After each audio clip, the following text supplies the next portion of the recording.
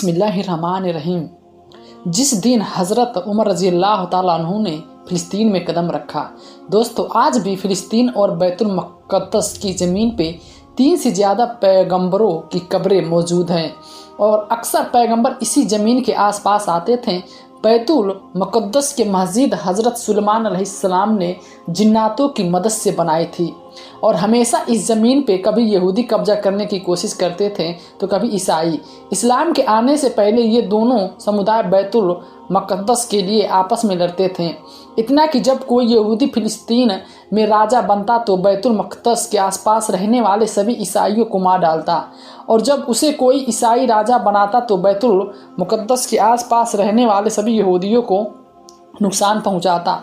सदियों से यही होता आ रहा था। जब हज़रत सल्लल्लाहु अलैहि वसल्लम दुनिया में आए और लोगों को इस्लाम की दावत दी, फिर बाद में मदीना में इस्लामी हुकूमत की नींव रखी गई और धीरे धीरे दुनिया के सभी इलाके इस्लामी हुकूमत में शामिल होने लगे, यहाँ तक कि हज़रत उमर रज़ियल्लाहु ताला अन्हु के शासन में बैतुल मुक़द्दस की फतेह हो गई और मुसलमानों के हाथ में आ गया। हज़रत उमर रज़ियल्लाहु ताला अन्हु ने अपने मशहूर साथी हज़रत अबू उबैदा बिन जर्राह को एक बड़ी फ़ौज के साथ मिस्र की तरफ भेजा ताकि वो इन इलाकों को फतेह करके इस्लामिक हुकूमत में शामिल कर सकें। हज़रत अबू उबैदा रज़ियल्लाहु ताला अन्हु ने कई जंग लड़ी और मिस्र, यमन और आसपास के सभी इलाकों पे फतह पाई। अब आखिर में सिर्फ बैतुल मुक़द्दस बचा था तो हज़रत अबू उबैदा रज़ियल्लाहु ताला अन्हु ने आकर अपनी फ़ौज के साथ फ़िलिस्तीन पे हमला किया और चारों तरफ से घेर लिया। उस समय बैतुल मुक़द्दस ईसाइयों के हाथ में था। हज़रत उमर रज़ियल्लाहु ताला अन्हु के शासनकाल में उनका इतना प्रभाव था कि बड़े बड़े राजा भी हज़रत उमर के नाम से कांपते उठते थे, क्योंकि हज़रत उमर रज़ियल्लाहु ताला अन्हु ने के शासनकाल में ईरान और रोम जैसे बड़े बड़े राजा हज़रत उमर रज़ियल्लाहु ताला अन्हु के शासन में थे। देश की इस्लामिक सीमाओं से जुड़ गए थे। जब रोम और ईरान जैसे शक्तिशाली देशों के राजा भी हज़रत उमर के सामने झुक गए तो बाकी छोटे छोटे देशों को यकीन हो गया कि अब उनके अधीन हो गए हैं। हज़रत उमर जहाँ भी जाते उनके लिए उस क्षेत्र पे विजय पाना कठिन नहीं होता, इसलिए उस समय के छोटे छोटे राजा हज़रत उमर के नाम से कांपते थे। इस्लामी शासन 35 लाख वर्ग मील तक फैल चुका था, जिसमें आज 3-4 बड़े देश शामिल किए जा सकते थे। अब हज़रत उमर रज़ियल्लाहु ताला अन्हु का खौफ फ़िलिस्तीनियों ईसाइयों में पहले से भी मौजूद था, इसलिए जब हज़रत अबू उबैदा ने बैतुल मुक़द्दस को चारों तरफ से घेर लिया और ईसाइयों को बैतुल मुक़द्दस को मुसलमानों को सौंपने के लिए मजबूर किया तो पहले तो ईसाइयों ने इसका विरोध किया, लेकिन बाद में वे इसके लिए राज़ी हो गए। ईसाइयों ने एक बड़े विद्यान में आकर हज़रत अबू उबैदा रज़ियल्लाहु ताला अन्हु से कहा कि हम शांति चाहते हैं, लेकिन बैतुल मुक़द्दस की चाबियाँ आपको नहीं सौंपेंगे। हम ऐसा नहीं कर सकते क्योंकि आपके पास वह निशानियाँ नहीं है जो हमारी किताबों में लिखी है कि कोई बादशाह आएगा और हम ईसाइयों से बैतुल मुक़द्दस छीन लेगा। तब हज़रत उबैदा रज़ियल्लाहु ताला अन्हु ने पूछा कि आपकी किताबों में उस बादशाह की क्या क्या निशानियाँ लिखी हैं। तब उस ईसाई विद्वान ने जवाब दिया कि हमारी किताबों में लिखा है कि उस बादशाह का चेहरा थोड़ा लंबा होगा और दाढ़ी घनी होगी, उसके बालों में थोड़ा सफ़ेदी होगी और उसकी कद काठी और सेहत अच्छी होगी। यह सुनकर हज़रत अबू उबैदा रज़ियल्लाहु ताला अन्हु मुस्कुराए और कहा कि ए विद्वान, आप जिस व्यक्ति की बात कर रहे हैं वो हमारे अमीर हज़रत उमर बिन ख़त्ताब है। उस ईसाई विद्वान ने कहा कि हम बैतुल मुक़द्दस की चाबियाँ खुशी खुशी देने को तैयार हैं, लेकिन हमारी शर्त यह है कि हम चाबियाँ सिर्फ आपके अमीर के हाथों में देंगे, आपके हाथों में नहीं। यह सुनकर हज़रत अबू उबैदा रज़ियल्लाहु ताला अन्हु मदीना की ओर हज़रत उमर को एक पत्र लिखी और उन्हें भेजा कि अमीरुल मोमिनीन बैतुल मुक़द्दस फतेह हो, लेकिन यहाँ के ईसाई मांग कर रहे हैं कि आप खुद फ़िलिस्तीन आए और अपने हाथों से बैतुल मुक़द्दस की चाबियाँ लें और बरकत के लिए बैतुल मुक़द्दस का ताला खुद खोलें। दोस्तों, हज़रत उमर रज़ियल्लाहु ताला अन्हु के न्याय के चर्चे दूर दूर तक फैले हुए थे। वह एक सादा जीवन जीते थे और जो कुछ भी पहन सकते थे उसी से गुजारा करते थे और जो भी कपड़े पहनते थे उनमें अक्सर हवा लगी रहती थी। आखिरकार जिस दिन हज़रत उमर रज़ियल्लाहु ताला अन्हु बैतुल मुक़द्दस जाना पड़ा, उनके पास जो कपड़े थे उनमें 17 से ज़्यादा हवा लगी हुई थी। हज़रत उमर रज़ियल्लाहु ताला अन्हु अपने खास गुलाम के साथ घोड़े पे सवार होकर निकल पड़े। अब फ़िलिस्तीन मदीना से बहुत दूर था, इसलिए हज़रत उमर ने अपने गुलाम से कहा, देखो भाई, मैं सिर्फ एक घोड़े का मालिक हूँ, मेरे पास कोई और घोड़ा नहीं है, इसलिए इस पूरे रास्ते में हम दोनों कुछ कुछ दूर चलेंगे और घोड़े पे सवार हो जाएंगे और फिर मैं कुछ दूर चलूँगा और तुम घोड़े पे सवार हो जाना, क्योंकि अगर हम दोनों एक साथ इस घोड़े पे सवार होंगे तो घोड़े के साथ अन्याय होगा और उमर अपने शासन में यह बर्दाश्त नहीं कर सकते कि किसी भी प्राणी के साथ कोई अन्याय हो। अंत में वह हज़रत उमर रज़ियल्लाहु ताला अन्हु अपने गुलाम के साथ फ़िलिस्तीन की ओर चल पड़े। उनके पैरों में फटे हुए जूते थे और उनके कपड़ों पे 17 से ज़्यादा हवाएं लगी हुई थी। वे खुद कुछ दूर तक घोड़े पे सवार हुए और गुलाम घोड़े की लगाम थामे चलता रहा।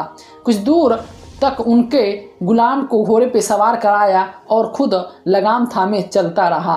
कई दिनों तक यात्रा के बाद दोनों हजरात फ़िलिस्तीन के नज़दीक पहुँचते हुए यूं कि जब फ़िलिस्तीन में दाखिल होने का वक्त आया तो गुलाम की बारी घोड़े पे सवार होने की थी।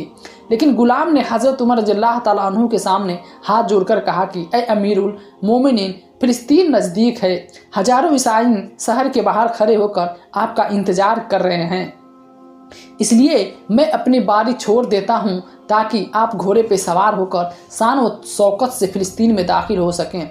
लेकिन हज़रत उमर रज़ियल्लाहु ताला अन्हु ने कहा, ये नाइंसाफ़ी है, जब घोड़े पे सवार होने की तुम्हारी बारी है तो तुम्हें घोड़े पे सवार होना चाहिए। और आखिरकार उन्हें मजबूर होकर गुलाम घोड़े को पे सवार बैठना पड़ा। हज़रत उमर रज़ियल्लाहु ताला अन्हु ने घोड़े की लगाम थामी और फ़िलिस्तीन के शहर में दाखिल हुई।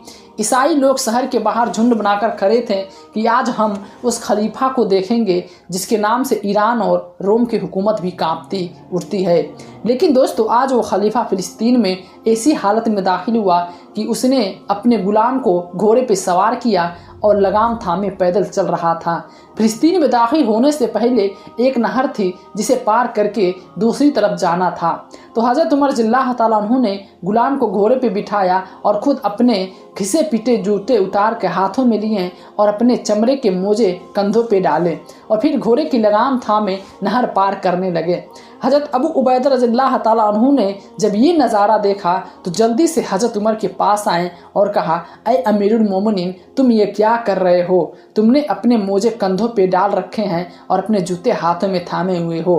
तुम इस समय दुनिया की सबसे बड़ी सरकार के बादशाह हो। अगर तुम ऐसा करोगे तो ईसाइयों पे इसका क्या असर होगा? यह पूछने पे हज़रत उमर रज़ियल्लाहु ताला अन्हु ने गुस्से में ज़मीन से कुछ कंकड़ उठाएं और हज़रत अबू उबैदा पे फेंकें और कहा कि क्या तुम्हें शर्म नहीं आती कि हज़रत सल्लल्लाहु अलैहि वसल्लम की मौत को अभी कुछ ही दिन हुए और तुम दुनिया की मौज मस्ती में खेलने लगे हो? फिर हज़रत उमर रज़ियल्लाहु ताला अन्हु बैतुल मुक़द्दस पहुँचे और ईसाइयों से चाबियाँ ली और मस्जिद का दरवाज़ा खुद खोला और मिंबर पे चढ़कर इतना प्रभावशाली खुतबा दिया कि उसे सुनकर सबकी आंखें भर आईं। ईसाइयों के सबसे बड़े आलिम ने आकर हज़रत उमर रज़ियल्लाहु ताला अन्हु से कहा कि ए अमीरुल मोमिनीन, अगर आप हमारे शहर में शान व शौकत से आते तो हम आपको चाबियां देकर चले जाते, लेकिन आज आपके गुलाम के साथ आपका इंसाफ देखकर हम आपसे इतने प्रभावित हुए कि हम सब कलमा पढ़कर मुसलमान बन रहे हैं। फिर उसी वक्त फ़िलिस्तीन के सभी ईसाइयों ने इस्लाम कबूल कर लिया। दोस्तों, अब तक बैतुल मुक़द्दस दूसरे समुदाय के हाथ में था। आज पहली बार हज़रत उमर रज़ियल्लाहु ताला अन्हु की निगरानी में बैतुल मुक़द्दस के अंदर नमाज के लिए अजान दी जानी थी। अब अजान के लिए किसे बुलाया जाएगा, सबकी नज़र एक शख्स पे थी जो पूरी ज़िंदगी हज़रत सल्लल्लाहु अलैहि वसल्लम की मौजूदगी में मस्जिद नबी में अजान देता रहा और वे थे हज़रत बिलाल हब्सी रज़ियल्लाहु ताला अन्हु। हज़रत सल्लल्लाहु अलैहि वसल्लम के इंतकाल के बाद हज़रत बिलाल रज़ियल्लाहु ताला अन्हु ने कसम खाई थी कि अब मैं अपनी पूरी ज़िंदगी में कभी अजान नहीं दूंगा, क्योंकि जब भी वो अजान देने के लिए खड़े होते तो हज़रत सल्लल्लाहु अलैहि वसल्लम को इस हद तक याद करते कि रो पड़ते और बीमार हो जाते और सहाबा इकराम भी हज़रत सल्लल्लाहु अलैहि वसल्लम से जुदाई बर्दाश्त नहीं कर पाते। लेकिन जब बैतुल मुक़द्दस फ़तेह हो गया तो हज़रत उमर रज़ियल्लाहु ताला अन्हु ने बिलाल हब्सी को अपने पास बुलाया और कहा, ऐ बिलाल, जाओ और मिंबर पे खड़े होकर रसूल के ज़माने की तरह अजान दो। हज़रत उमर बिलाल हब्सी को रज़ियल्लाहु ताला अन्हु के हुक्म पे मजबूर किया गया और फिर जैसे ही वह मिंबर पे खड़े हुए और अल्लाह अकबर की आवाज़ बुलंद की, हर जगह सहाबा अकरम की आवाज़ हज़रत सल्लल्लाहु अलैहि वसल्लम को याद करने लगी और ऐसा लगा कि दिल फट कर मुँह में बाहर आ जाएगा। हज़रत उमर रज़ियल्लाहु ताला अन्हु रो रो के बहुत परेशान हो गए और फिर खड़े होकर खुतबा दिया कि ऐ लोगों, बचपन में मेरे पिता मुझे बकरियों को न संभाल पाने के कारण मारते थे और मेरे पिता मुझे ताना मारते थे कि उमर, तुम ज़िंदगी में क्या कर पाओगे, तुम तो बकरियों को भी नहीं संभाल सकते। लेकिन आज रसूल सल्लल्लाहु अलैहि वसल्लम की गुलामी ने उमर को इतनी बड़ी सल्तनत का बादशाह बना दिया। प्यारे दोस्तों, वीडियो ख़त्म करते हुए मैं आपको एक बहुत ही संदेश देना चाहता हूँ। अगर ये वीडियो आपको अच्छी लगी तो चैनल को सब्सक्राइब करके जाना और प्यारा से कमेंट ज़रूर कर देना। अस्सलाम वालेकुम।